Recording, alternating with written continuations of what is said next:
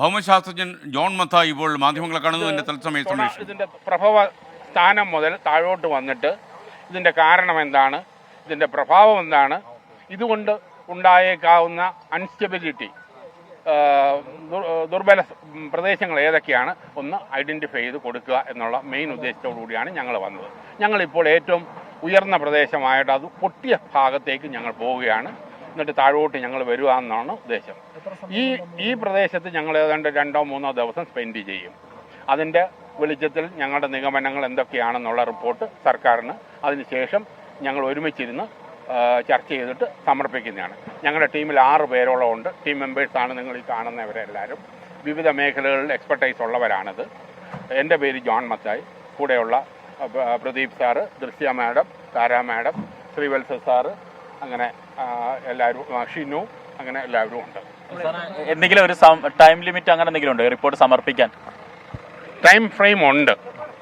നമ്മൾ ഏറ്റവും പെട്ടെന്ന്, ആ ടൈം ഫ്രെയിം അല്ല പ്രധാനം, ഇത് പഠനം കഴിഞ്ഞ് ഏറ്റവും പെട്ടെന്ന് റിപ്പോർട്ട് സർക്കാരിന് സമർപ്പിച്ച് ബാക്കി കാര്യങ്ങൾ തുടർ നടപടിയിലേക്ക് നീങ്ങുക എന്നുള്ളതാണ് എൻ്റെ ഉദ്ദേശം. അതുപോലെ ഇവരെ ഈ പുനരധിവസിപ്പിക്കാൻ തീരുമാനിച്ചിട്ടുള്ള, അപ്പോൾ സർക്കാർ ടൗൺഷിപ്പ് നിർമ്മിക്കാൻ ഉദ്ദേശിച്ചിട്ടുള്ള സ്ഥലം അത് നിങ്ങൾ സന്ദർശിക്കുന്നുണ്ടോ? സന്ദർശിക്കണമെന്നുണ്ട്, പക്ഷേ ആദ്യമേ ഇത് തീരട്ടെ, അത് കഴിഞ്ഞിട്ട് ബാക്കി മറ്റേലോട്ട് എന്തെങ്കിലും പ്രധാനമായിട്ട് ശേഖരിക്കുന്നുണ്ടോ? മണ്ണോ അങ്ങനെ എന്തെങ്കിലുമൊക്കെ ശേഖരിക്കുന്നുണ്ട്. സാമ്പിൾ ശേഖരിക്കും. ബാക്കി നമുക്ക് ഇപ്പോൾ ചെയ്യാൻ പറ്റാത്ത കാര്യങ്ങൾ പിന്നെ വന്ന് നമ്മൾ ചെയ്യുന്നതായിരിക്കും. പ്രാഥമിക വിലയിരുത്തൽ ഇപ്പോൾ നടത്തിയിട്ടില്ല. നടത്തിയിട്ടുണ്ട്, ഞങ്ങളല്ല, വേറെ ടീമുകൾ ഇവിടെ നടത്തിയിട്ടുണ്ട്. ഞങ്ങളുടെ ടീം ഞങ്ങളുടേതായ നിഗമനത്തിലേക്ക് എത്തുവാൻ വേണ്ടിയുള്ള ഫീൽഡ് ഇതിലേക്ക് പോവുകയാണ് ഞങ്ങൾ. അത് നമ്മൾ ഇപ്പം പറയാനൊക്കെ, ഞങ്ങളൊന്ന് പോയി കണ്ടുകൊള്ളട്ടെ. കണ്ട് കാര്യങ്ങൾ ശേഖരിച്ചിട്ട് അതിൻ്റെ വെളിച്ചത്തിൽ ഞങ്ങൾ ചർച്ച ചെയ്ത് ഞങ്ങളുണ്ടാക്കി ഞങ്ങൾ കൊടുക്കുക. നമ്മൾ ഒരുവിധം ഞങ്ങൾ പാലിക്കാം എന്നുള്ള വിശ്വാസമുണ്ട് ഇപ്പോൾ. എന്തിനാ കൂടുതലായിട്ട് ഊന്നൽ നൽകുക? അങ്ങനെയല്ല, പ്രധാന ഊന്നൽ ഇവിടെ സേഫ് ഏരിയ ഏതാ, അൺസേഫ് ഏരിയ ഏതാണ്, ഇനി എന്തെങ്കിലും ബുദ്ധിമുട്ടുണ്ടാകുന്ന സ്ഥലങ്ങൾ വല്ലതും ഉണ്ടോ, അതും കൂടെ നോക്കിയെടുക്കുക എന്നുള്ള ഒരു പ്രത്യേക ഊന്നൽ അതിനകത്താണുള്ളത്. എന്നാലും ഈ ഒരു പ്രക്രിയ ഈ വയനാട് മേഖലയിലുണ്ട്. അതിന് ഇവിടെ ഒന്നിപ്പം നമുക്ക് കേരളത്തിൽ കണ്ടതിൽ ഏറ്റവും വലിയൊരു ഉരുൾപൊട്ടൽ നടന്നിരിക്കുന്നത്. അത് ഞങ്ങൾക്ക് കൂടുതൽ പഠിക്കാനായിട്ടൊരു അവസരമാണ് ഞങ്ങൾക്ക് ലഭിച്ചിരിക്കുന്നത്. അത് നഷ്ടപ്പെടുത്താനൊക്കത്തില്ലല്ലോ. അതും കൂടി ഇതിനകത്ത് പ്രധാനപ്പെട്ട. അതിതീവ്രമായ മഴയാണ് പെയ്ത സമയത്ത് ആ മഴയുടെ അളവിൽ ജീവിതത്തിൽ ഉരുൾപൊട്ടൽ ഉണ്ടാകാൻ സാധ്യതയായിരുന്നു. ഉരുൾപൊട്ടൽ സാധ്യതയുള്ള പ്രദേശം ഇവിടെ അനേകമുണ്ട്. 300 മില്ലിമീറ്റർ മഴ കൂടുതൽ പെയ്യുവാണെങ്കിൽ ഉരുൾപൊട്ടൽ ഉണ്ടാകാനുള്ള സാധ്യത കൂടുതലുമാണ്. അപ്പോൾ ആ രീതിയിൽ നമുക്ക് ആ പ്രദേശങ്ങളുണ്ട് എന്നുള്ളത് വാസ്തവമാണ്.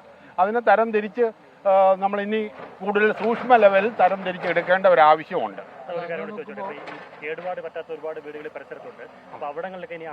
അതാണ് ഞാൻ പറഞ്ഞ സേഫ് ഏരിയ, അൺസേഫ് ഏരിയ എന്നുള്ളത്. കേടുപാടുകൾ പറ്റിയിട്ടുള്ള സേഫ് ഏരിയ ആണെങ്കിൽ അവർക്ക് നമുക്ക് തിരിച്ചുപയോഗിക്കാമല്ലോ.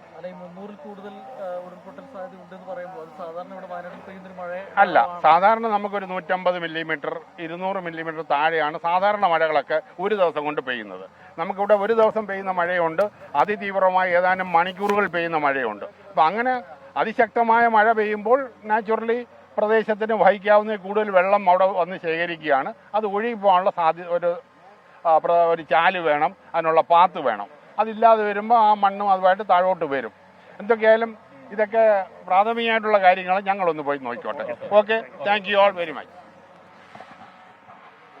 പ്രശസ്ത ഭൗമശാസ്ത്രജ്ഞൻ ജോൺ മത്തായി വയനാട്ടിൽ സംസാരിക്കുകയായിരുന്നു. ഇന്ന് ചൂരൽമലയിലും അതുപോലെ മുണ്ടക്കയിലും മറ്റ് പ്രദേശങ്ങളിലുമൊക്കെ അവർ സന്ദർശനം നടത്തും.